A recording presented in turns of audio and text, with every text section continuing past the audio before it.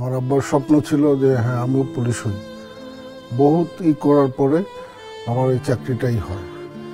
আমার মা অসুস্থ, প্যারালাইজড, বিছানায় শয্যাশায়ী। পুলিশের নিয়ম অনুযায়ী অবিবাহিত থাকতে হয়। আমি এখনো অবিবাহিত আছি।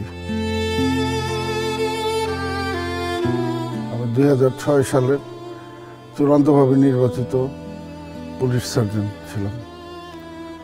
2007 সালে আমরা পত্রিকার মারফতে আমরা জানতে পারি যে আমাদের এটা বাতিল করা হয়। আমার আব্বা পুলিশের সাব ইন্সপেক্টর ছিলেন। আমার আব্বার স্বপ্ন ছিল যে হ্যাঁ আমিও পুলিশ হই। বহুত করার পরে আমার এই চাকরিটাই হয়। আমার মা অসুস্থ, প্যারালাইজড, বিছানায় শয্যাশায়ী। আমার মানে খুব দুরবস্থায় আছি।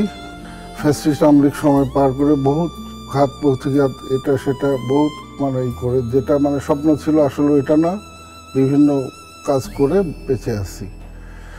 এই ছাত্রদের আন্দোলনের পরে বৈষম্য বিরোধী সরকার, এই অন্তর্বর্তীকালীন সরকার আসার পরে যখন তারা 10 দিনের মাথায় 28 থেকে 48তম বিসিএসদের চাকরি ব্যবস্থা করে, তখন আমরা আশা পাই যে হ্যাঁ আমাদেরটা হয়ে যাবে।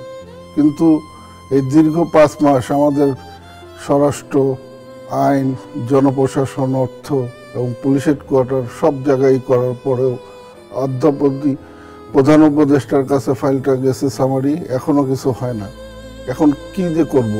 পুলিশের নিয়ম অনুযায়ী, আজ পুলিশ নিয়মতান্ত্রিক বাহিনী।